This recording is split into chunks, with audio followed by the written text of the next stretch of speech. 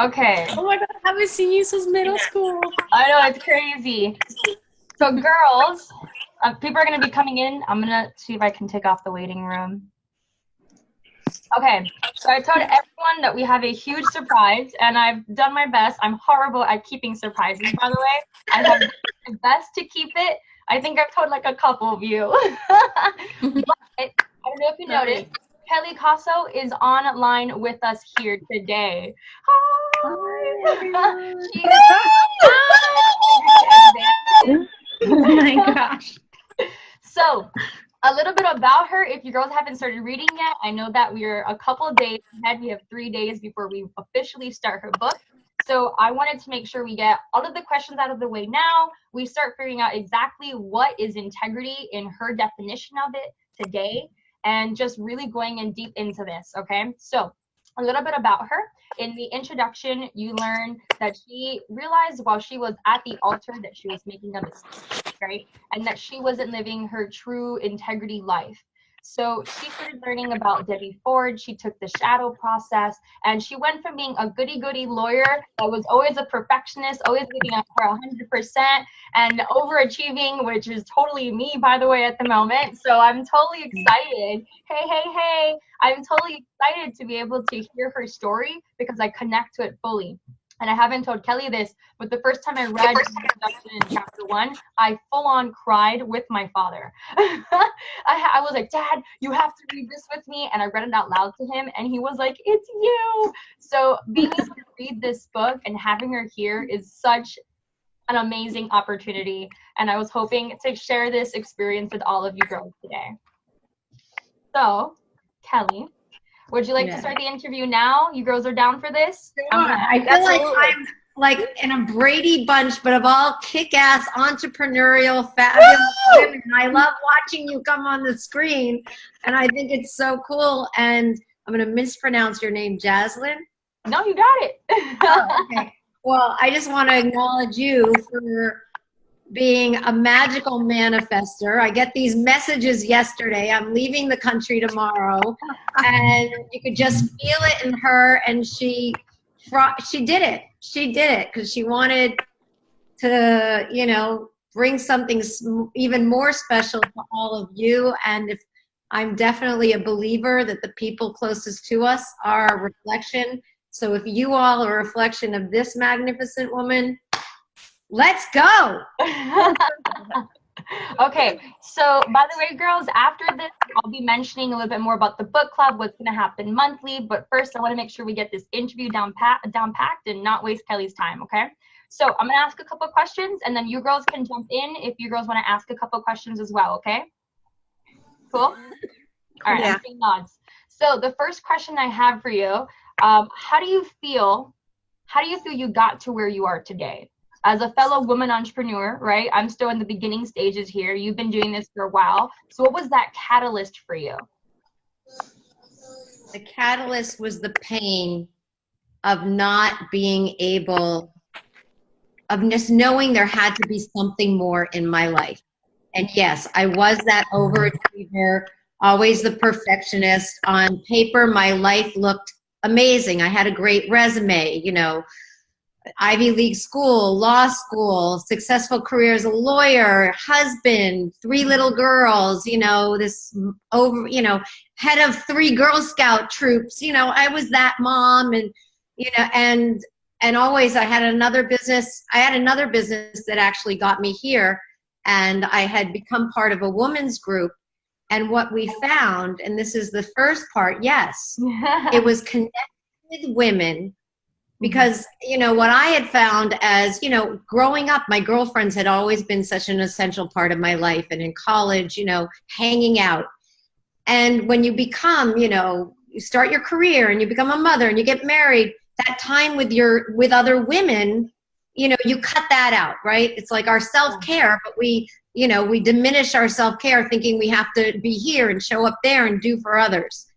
And coming back to this group of women, and we called ourselves, and then we started to learn different modalities.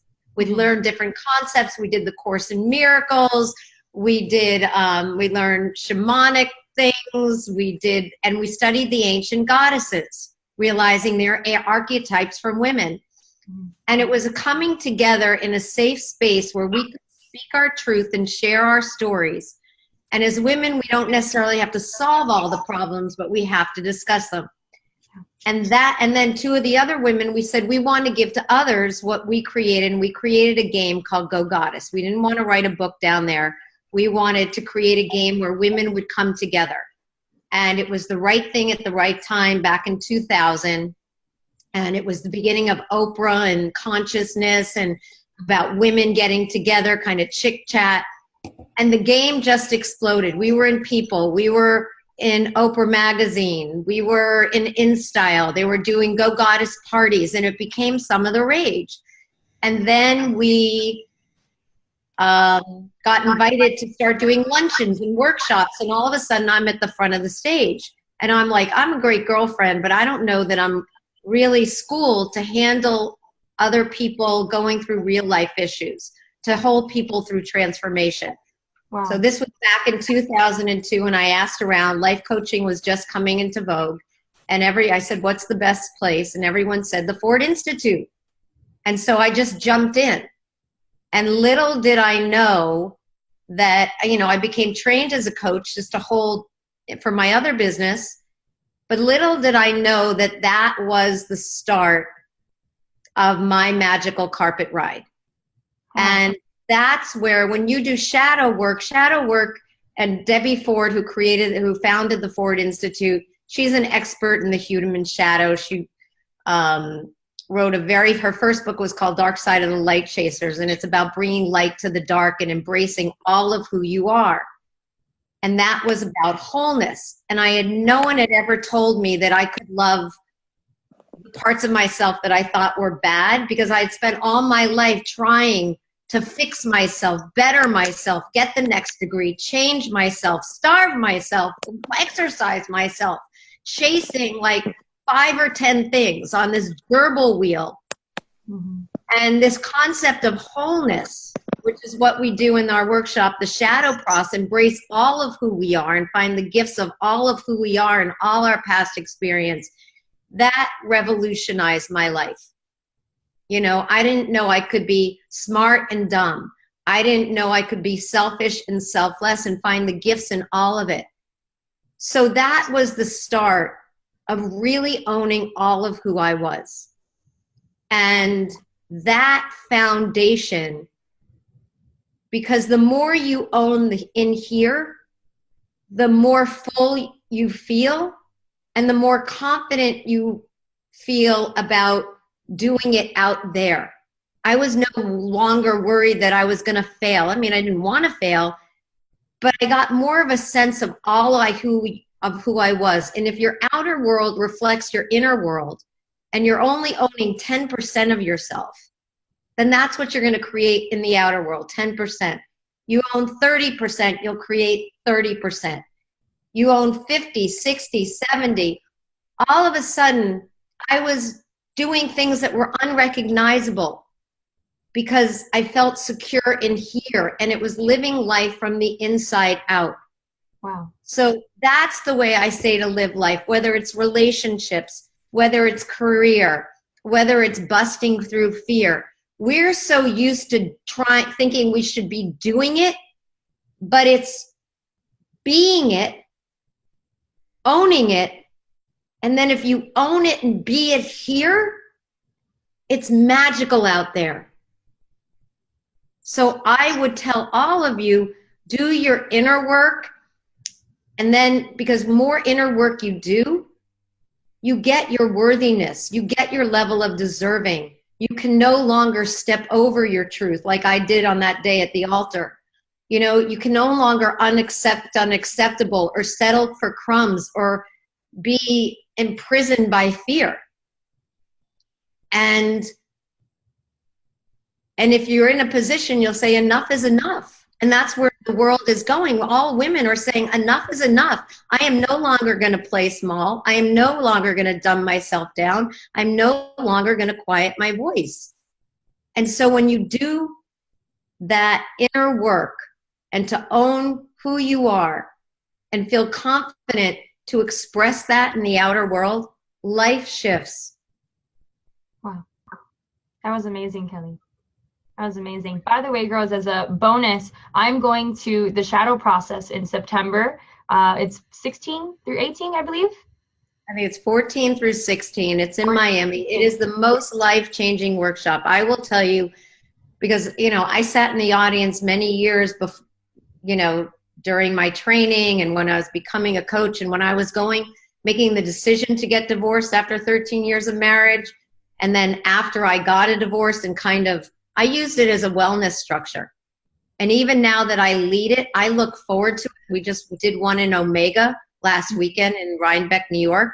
Oh, cool. And every time I know, and it goes back to what I just said, that during that process, I'll integrate something in here. And as a result of busting through something on the inside, I will bust through and create something even more magical on the outside. That's beautiful. My next question that I have for you to keep the momentum going here is, what is integrity to you? How would you? Okay, so in the dictionary, integrity is, you know, a strong moral code, which that's the way I always thought of integrity when I was a child in high school and college. You know, I had a Catholic mother, so, you know, it was very much about morality. And then when I got to teaching, I started teaching.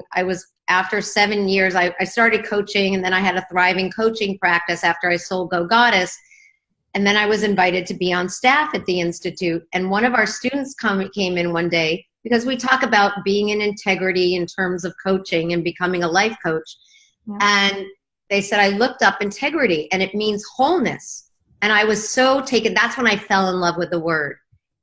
But I realized, although I am a huge advocate of shadow work and wholeness as the foundation for anything, that it still was more. That if you're not, you can be whole, but if you're not living in your truth and going for your desires, you're truly not in integrity. So my definition of integrity is owning all of who you are, which is wholeness, and living in alignment with your deepest truths and grandest desires. Because then you feel truly full and you feel in integrity. That was amazing. Because if you're playing small, you're going to feel small, and that will feel painful. And all of you who are on this call, I know that, you know, you don't want to fish down there, you know. Playing small is bottom fishing. It's not becoming of who you are and what you want to do in the world. That was beautiful. So some of us haven't read the book yet, and they don't know the format of the book. I know that it's broken into 4 parts. I know that we have these worksheets called the Integrity Igniters, right? So can you tell us a little bit more about that so they know when they start the book what they're really looking at? So the book, I'm going to say it's a transformational book, but it's really not only my story, which I think, you know, you related to, but it's a woman's story. And there are a lot of people's stories in the book. And I think that we all see each other in each other's stories.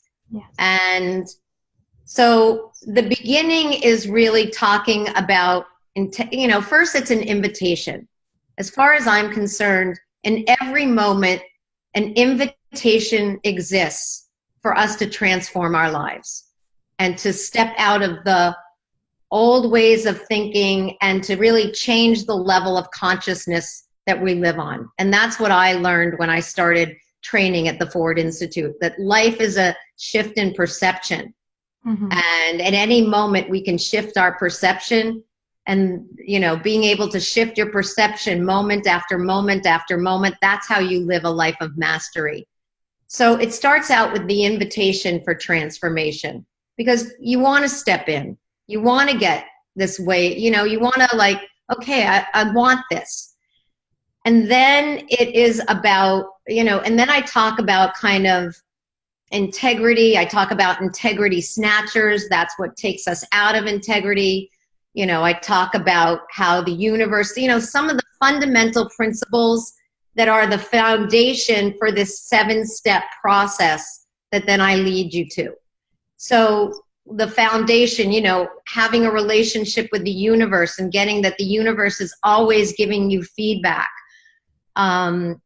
getting that you are the one, you are the greatest experts on yourself. So many of us are outer referred. You know, we look to others to tell us what we should doing. You know, if we're always keeping up, quote unquote, that comes from a place of lack. And so I talk about taking that U-turn back to yourself and stop shoulding on yourself, for all us good girls with our to-do list who check off our shoulds, and take that U-turn back to yourself and become more self-referred, which is looking inside for your answers, because you are the greatest expert of you. And I talk about, and I thought I love this, that, you know, this kind of this the integrity alignment monitor. And so the initials for that is I am. And that's enlightenment, being able to say, I am that, I am that, I am that. So we have this integrity alignment monitor inside of us. It's like our GPS. We know what's right. So in the second part, I create, you know, kind of tell you the fundamental concepts that are the foundation for this 7-step process. Mm-hmm. And then there's a 7-step process. Mm-hmm. And, you know, if I read you the steps, to me, I wanted this big book to really be authentically me. Like, I'd rather, you know, kind of die on my own cross and let this be something that I loved than, you know, let, you know, other people edit my voice out of it. So it's very much me. And the steps are: step 1, get naked. Like, you have to get radically honest with yourself. Number 2, step 2, you have to bust yourself of your own BS. And that's really a lot about excuses, and how most of us, our excuses are so automatic that we don't even know that they're that. And then most of us, and it's so interesting, and there are certain things that I love, that we argue for our excuses. You know, if I tell you I don't have time, I'll then tell you all the reasons I don't have time. So as humans, we are set up to argue for our limitations. And that's mind-boggling to me, but no one ever puts it that way. Then step 3 is shift happens, and that's really, you know, people talk about acceptance, and there is a road from acknowledgement to acceptance. Just because you acknowledge, like I acknowledge my marriage wasn't working, it took a long time to accept it was over. And so how do you traverse that road from acknowledgement to acceptance? Because a lot of people go, I accept it. No, they acknowledge it. And people have to understand the distinction. And how do you get from here to there? So I give you, you know, tips on that. And yes, there are worksheets for every of these steps to help you ground in. Because if you're not grounding in and taking action or really thinking about it, then you're just reading another book and it stays up here, but it doesn't take that 18-inch journey down from your head to your heart. Mm-hmm. And then this is one of my favorites. It's called The Blessing of Your Binges. When I started writing the book, you know, my first book was going to be honestly called The Divorce Diet. Because after I got divorced, as many people do, all of a sudden people go, my God, you look so great. What happened? And I, of course, would turn around and say, I got a divorce. You know, I lost 240 pounds and there he is over there, you know, whatever that was. But then I realized later, when all of a sudden I was self-sabotaging again, it wasn't my divorce that made me look better or feel better. It was being out of integrity that had me self-sabotage. Mm-hmm. And I understood that there was a link between integrity, worthiness, self-sabotage, and the choices you make. When you are out of integrity, you don't feel worthy of having a great life, of really claiming I deserve that.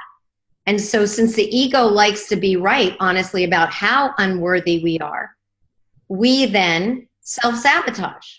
And then, of course, we feel less, our self-love diminishes, and we're more out of integrity. And then because we're more out of integrity, we feel even crappier about ourselves. And then we do more self-sabotage. And this, like, it's a downward spiral. But when you claim your integrity, when you get to that point of enough is enough and no more, and claim your integrity, all of a sudden your worthiness starts to rise. And you don't want to make low choices for yourself. You feel good and worthy of deserving. So you'll make high level choices, and then you'll have more self-love. And then you'll even want to be more integrity with this higher level that you are. So you'll feel worthier, you'll make higher choices, and you're feeding your soul. So, but of course, because we like to find the gifts of everything, the next chapter is the blessing of the binges. And it's really looking at self-sabotage in a different way, because I look at self-sabotage. If I have an inkling to self-sabotage, then I know something's off in my life. Mm-hmm. And so this chapter is called the blessing of the binges. And to reframe self-sabotage, to find the gifts, and to reframe your relationship with self-sabotage. The next is called Stop Starving Your Soul, because ultimately we're all hungry for something. Yeah. And it's basically our own self-love and our attention. And then I call it embracing your humanity. So many of us make our human selves wrong. You know, we kick ourselves for being this or being that. And we're disgusted by our own humanity. And we have to understand, we're human. We are human. And it's our human experiences that cause the growth. So we need to have compassion for ourselves, because it's only through forgiveness, self-forgiveness, that you'll feel deserving. Self-forgiveness is the doorway to let go of the past so you can step into the present and create an amazing future. Mm-hmm. And then the last chapter is called the last step is called the power of I am. And that's about wholeness. That's shadow work, about owning all of who you are. So that's the 7-step process that has all these workshops. And then I have the integrity action plan, because if you're not putting things into action, creating a vision and putting things into action, because remember, integrity, part of the definition is going for your grandest desires. So I try to help you find those greatest desires and ask for it. And then we have what I love is called the integrity protection plan, because it's almost like maintenance on a diet. But once you step into integrity, how do you maintain it? What are the structures that you need to put in place to maintain that? And you have to have boundaries, and you have to have self-care, and you have to, really look at who's in your tribe, and you need to protect your vibration like you would your own child. Yeah. So the integrity protection plan is huge, because that's all about your structures for success and really honoring yourself as a vibrational being, and what serves that vibration and what diminishes it. And you deserve it. It's your birthright. And then, it's just the promise at the end, which is, just kind of an ending, and talk about collective integrity. Of course, that starts, it starts with individual integrity, but especially in today's world, imagine if we all took on being the change we want in the world and acting that way, there would be a shift, and hopefully there is that shift. So that's really the book. It's very easy read, because it is kind of like Sex in the City meets transformation. And yeah, and it's, and for all of you, create something you love, and just know that whatever you create, the right people will find it. And to me, that's success. That was beautiful, Kelley. I'm gonna actually unmute all of you, well, not at the same time. If anybody wants to ask her a question, I'm gonna let you girls jump in now. Anybody? This is your moment to shine. Everyone's chilling. Okay. All right, cool. So I'm gonna keep asking you questions because I have more questions. As long as you don't mind, Kelley. It's 4:24. I told you 30 minutes. That's okay. I got you for another 6. No worries. Okay, cool. If anybody wants to jump in at some point, just unmute and be like, me, kind of thing at some point. So I want to know, if you plan on writing a second book, and if you did, what would it be about? Because integrity, I feel, is such a whole part of who you have to be. The only thing I could possibly think of is just giving that to others. So I was wondering what, if you have thought about it. I don't know when this book came out. If I do it, and this world is so different that books are really, for any of you who are thinking of writing a book, it's a great experience for self. Mm-hmm. The book industry, I thought writing a book, and we can do a whole thing on writing a book. Yeah. If you have a lot of people in your group who want to write a book. Yeah. I love the writing the book process was amazing. And honestly, I had just broken up with someone, and I really went on I did my own integrity protection plan. Like, I didn't want to date. I just wanted to be in my own space for that year. I just wanted to each moment be able to say, what's in my highest this moment? I didn't have to go out for dinner. All my friends, I always would say, I was very careful about protecting my vibration because I really wanted it to be kind of downloaded and come from here. I call it the divine download. Yeah. I wanted to, exactly. That's what I call it too. It speaks my language. Yeah. I wanted to come from there, Gmail. And so writing a book was one thing, which of course I thought, oh my God, am I ever going to be able to write a book? The marketing of the book, and I have a publisher, and so all that wasn't so fun, and that's the harder part, and that's what someone said to me in this day and age. Yeah. And that's why you have to, what's your purpose and intent? Is it to make money? Is it to just get your message out there? Is it, it gives you credibility if you're a teacher or you want to teach or be an expert in a subject. So the book business, or my experience of the book business, so I'm not quite sure of the other book, but originally I thought I would write 3 books, and they kind of write themselves in you. The book writes in you, and then you're just the catalyst to spitting it out. So my second book would be called Taking Back Your Power. Okay. And my third book would be called Good Hair and God. And that would be Obama out, drop the mic, I'm over. So I had thought I had a trilogy in me. Uh-huh. What do you need? For me, it was Good Hair and God. And just, I guess I like that title. But the second book, that's kind of writing in myself. And I go like, oh, I don't want to take another year and write this and market it. But it just keeps coming up in like another chapter, and all of a sudden you visualize it and you're like, okay. So we'll see. But yes, I might write another book, and because I think I have some things that I want to share. I want to help, and I was helped over the bridge in so many other ways. So many people held my hand, and my thing with either Go Goddess or teaching or the shadow process or this book is it's about helping the other person, especially women, over the bridge from fear to faith to freedom. So as I'm gonna skip a little bit just because someone asked me to ask you this, and I just remembered. Now that you have a lot of us are still in our grind, right? When it comes to being a woman entrepreneur, there's still a bunch of us either starting point. I know a bunch of us are just starting their business, and others are in the grinds moment, trying to figure out what works, what doesn't. But you have already made it work, so you're that one step ahead. So what does your regular day look like? What is my day? I'm all about structures for success. That's why I love the Integrity Protection Program. So for me, I love working out. That's my thing. So I get up, I work out for 2 hours, I go to the gym, but they're like my people. Like they're the people, I love the trainer, I love the people at the gym. It's very gritty, it's hardcore, and but it's real. And I love that. And I box a lot because to me, I always want to be moving my emotions. And so I do, it's kind of like a CrossFit kind of thing. So I get up and I go, and I let that be the thing, because that's the wind beneath my wings beyond my 3 children, very honestly. My kids are all older, so they're not here in Miami where I am. And then I come home and I work, and I either write, I coach, I do lots of webinars, lots of teleclasses.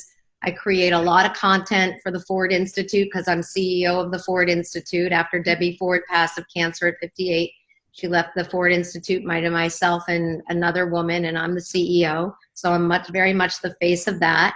And we train coaches impeccably. So, I'm involved in all the trainings. And there were nights when I was starting, I used to work all night because I'd have to teach Pacific time. So there were nights when I was starting out that literally, or for a good deal of my career, I worked starting on Eastern time, and then I went through Pacific, and I didn't end until 10 o'clock at night. But it was a choice, and it was like the best graduate school I ever went to. But now I'm much more, try more balanced. And so at the end of the day, I like to finish by like 6:30ish. And then I have very close girlfriends still, and I love to see them. I live by the water. I love to walk at the water. I have a person, my boyfriend. I see him a few times a week, but then on the weekends I go to him. Okay. My mother, it's really well balanced. I look at all the different aspects of my life, but it's really, the working out, I would say, is my biggest structure. And then, even my day, I set myself up for success. I know what fuels my body. I know what fuels my mind. I know I also know the boundaries I need to place. I'm not around any energy vampires. I don't want to be. I really believe like some people belong on the other side of the street. Some people can come to your front porch. Some people are allowed in your living room. Some people in your bedroom. Some people can play in the closet. And if they're not good for you, they go right back onto the other side of the street. Yep, I'm with you on that, Kelley. Trish asked a question on the chat box, but I told her to say it out loud. Trish, your turn. Hey, girl. Hey, Kelley, thank you so much. I'm really excited to go on this journey and read your book and do the work. My question to you is, I'm just kind of coming to my own realization and coming into my own self here in the last year, and I'm all about, I want it now, give it to me now. So what would you say would be a good way of fast tracking? And, I'm part of the Tony Robbins group, and that has really helped me propel me to that next level. But what would you say would be some really good ways of, obviously this book club has been amazing, but do you have some good insight? I think you want, and I don't know if it helps you fast track, but it helps you. I'm always walking around saying, what should I be learning? I really believe that every person, that there's no one out there, and everything that's happening, every person that comes into your life, every situation is for your evolution. It's all just this big mirror here for you. Mm-hmm. And so I think the way to fast track is the universe is always sending you messages and messengers. Most people don't receive them. So if you're always looking at what am I supposed to be learning or seeing and asking, you're going to start learning a lot quicker, and you're going to start realizing things a lot faster, which are going to support your evolution. And so if you're really taking responsibility for what you're creating and the time frame, and look, I trust time because it's the one thing we can't F up, very honestly. We cannot control time. Mm-hmm. So if you're really in that paradigm that things are as they should be, don't use that as an excuse not to act, but understand that the universe is always teaching you, always supporting your evolution, always looking at what you should be learning, and you always have to have your action steps, because all the ahas without actions gets you nowhere. Yeah. So you truly have to have your goals, your visions, your milestones mapped out, and you have to keep going. What's the next goal? What's the next goal? What's the next goal? When really living by that bar of unrecognizable. Beautiful. Thank you. Yeah. And I've been reading the Abraham and reading a bunch of that kinds of stuff and really tuning into. So I'm right there with you. Yeah. And tuning into what my inner soul is saying and looking at the signs and recognizing and slowing down enough to be able to recognize them. So thank you for that. And the other thing, especially for women, and I see this in so many of my classes, and especially I do shadow work. So what are the traits you disown? So many women disown vulnerability, needing, wanting, asking. And I have found, and I was the one, I can do it all I can do it all, and I can do it all by myself. And having a team, asking for the support is so huge. Being able to embrace vulnerable, needy, and dependent. I used to, oh no, not me, I'm so strong. No. That changed my life, especially in terms of work. Having support and your cheerleaders and champions around you. I'm right there. You're showing your vulnerability, and I think that. Yeah, yes. And I think that's a great way to fast track. you know, find someone who is an expert, especially in today's world. Like, you know, all of a sudden, social, you know, not all of a sudden, but social media is so big, and that changes every day. These algorithms change. Who would I or my partner Julie be to think we're experts? We're not. So I go look for the right experts to complement what I do best. And so also, you don't have to struggle. Find teams and resources to support, to augment your suite of whatever services, or, you know, get a team. Now, to be clear, the Spiritual Gangster Sisterhood, how are you, sisters, is all about that. It's about connecting each other, noticing that we are all one, right? We are each other's mirrors. We are each other's go-goddesses. Oh, Kelly's shaking her head. Yeah. I mean, you know, if you're not sure which picture, do you like this picture or that picture? What should I use for my website? I'm constantly, you know, I have 3 girls too, and they're all in their 20s. So, you know, we're always on a group text, you know, what picture? And they're like, Mom, you know, but yes. Use us to your advantage. And I use your You're girls so all the time. lucky. Look at this resource you have. Yeah, these Zoom calls are made to ask each other questions, to get ideas, especially for the book club. It's going to be messy, but it's going to work because I have you girls who support me and continue this process with me and learn from it, right?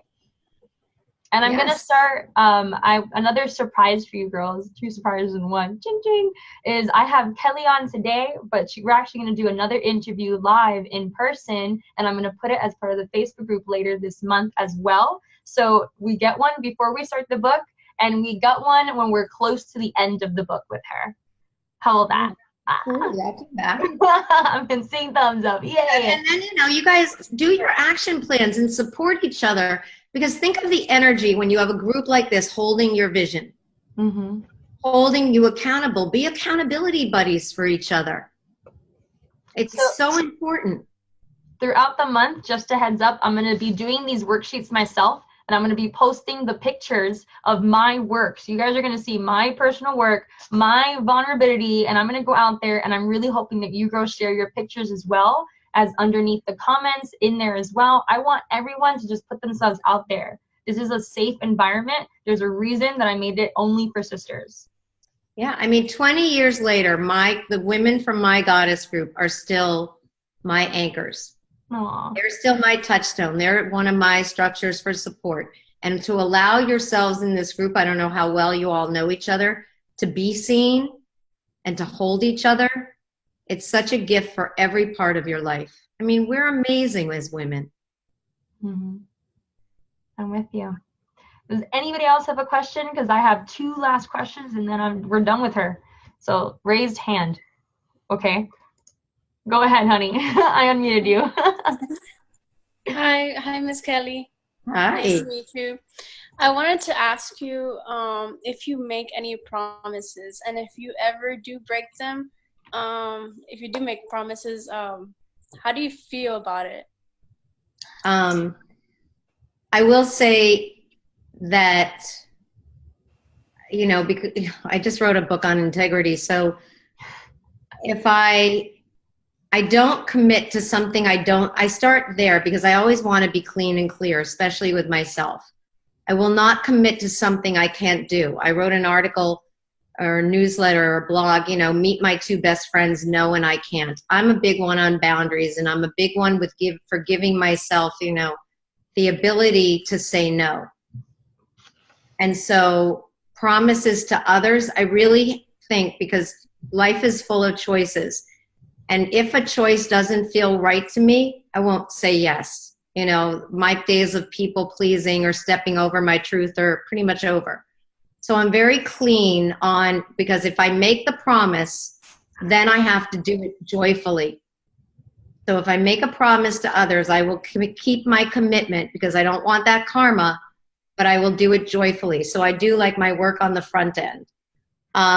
If I make a promise to myself, and most of us are more apt to break the promises to ourselves, you know, put everyone else in front of us. And then when it goes to, you know, going to see the doctor or something, you know, we'll take everyone else to see the doctor, but we haven't gone to the doctor for the last 5 years, kind of thing.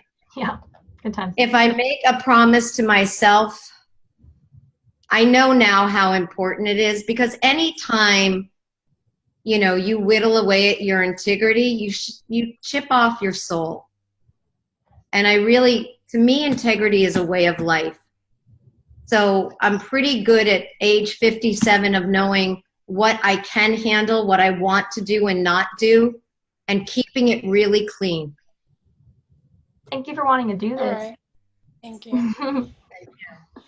As an extra, just to let you know, when it comes to integrity for me, even in the simple things, right? So if I said I'm going to be on this call at 4 p.m., but maybe I might be 5 minutes late, the first thing I would do was text you girls that I'm going to be 5 minutes late. Yeah. That also keeps your integrity, right? So it doesn't have to be. And also, you teach people how to treat you. Yes, yes. So if you do that, then if somebody else was running late, you know, they'll now text you because they know you're the person that they need to, you know. You teach people by example. It's so true.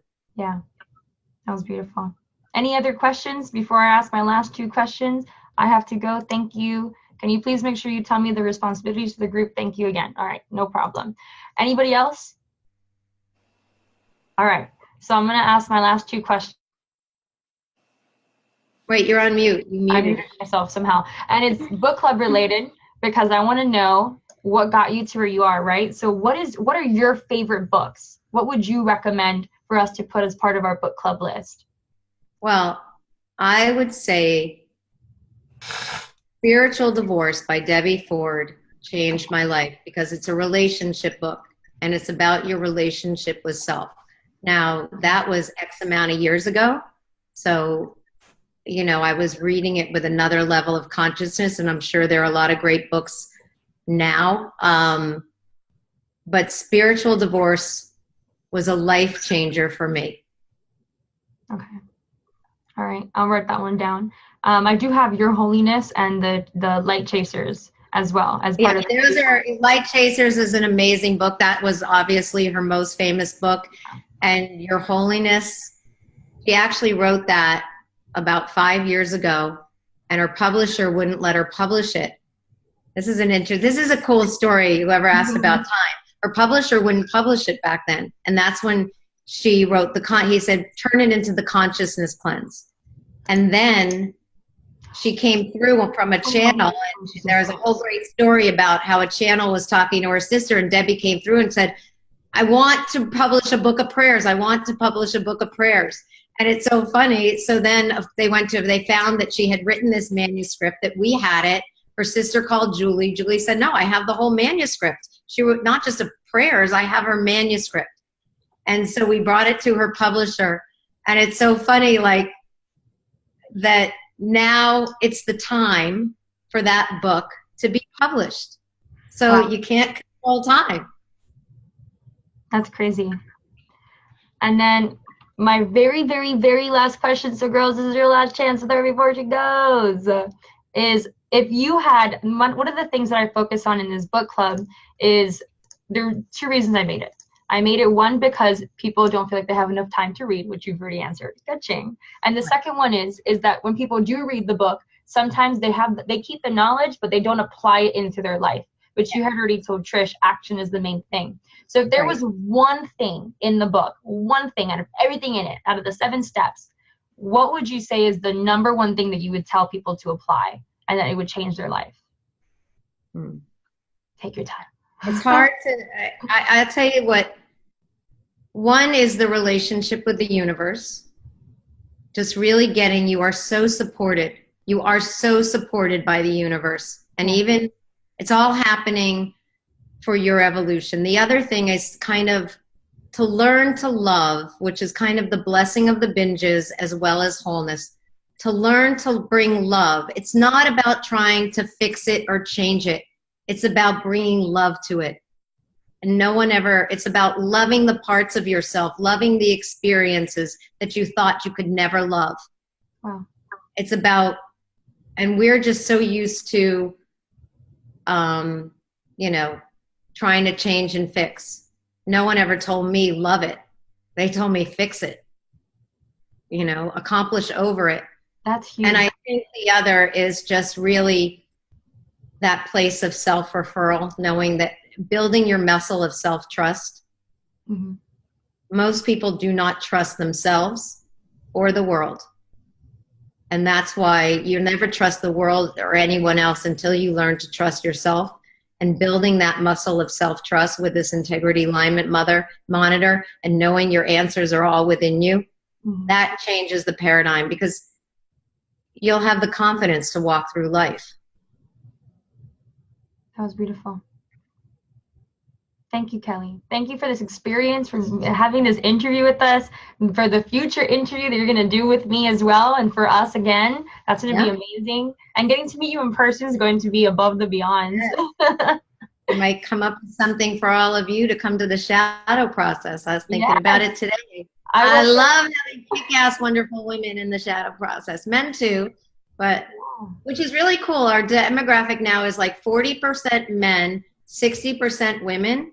And I think that's really cool that the men, you know, a lot of times the women leads them, but that the men are getting into the conversation.